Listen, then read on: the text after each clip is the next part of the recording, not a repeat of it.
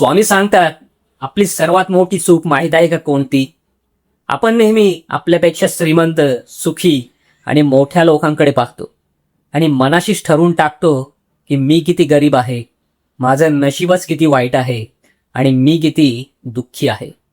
पण कधी आपण विचार केलाय, याच जगात असेही लाखो लोक आहेत ज्यांना 2 वेळचं अन्न मिळवण्यासाठी सुद्धा प्रचंड संघर्ष करावा लागतो, ज्यांना रात्री हक्काचं छप्परही नसतं.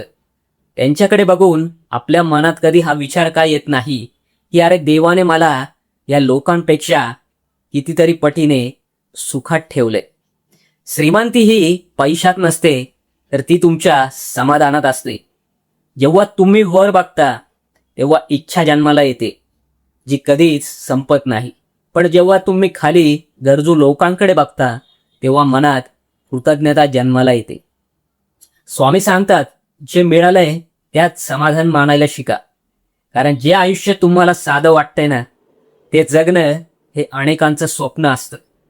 आजपासून तक्रार करणं थांबवा आणि देवाने दिलेल्या सुखासाठी त्याचे आभार माना. श्री स्वामी समर्थ.